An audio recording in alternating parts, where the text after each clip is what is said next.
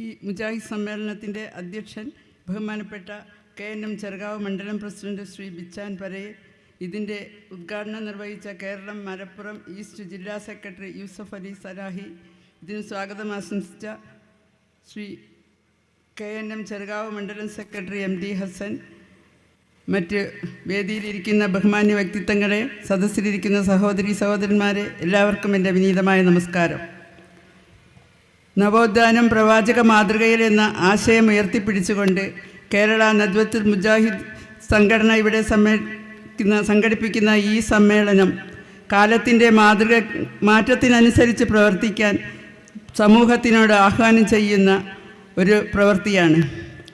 നമുക്കറിയാം, ഈ മുജാഹിദ് സംഘടന സമൂഹത്തിലെ അരാജകത്വത്തിനും അസമത്വത്തിനും അനീതിക്കുമെതിരെ നിരന്തരം പോരാടുകയും സ്ത്രീകളുടെ സ്വാതന്ത്ര്യത്തിനും വിദ്യാഭ്യാസത്തിനും ഉന്നമനത്തിനുമായി നിരന്തരം പ്രവർത്തിക്കുകയും ചെയ്യുന്ന ഒരു സംഘടനയാണ്.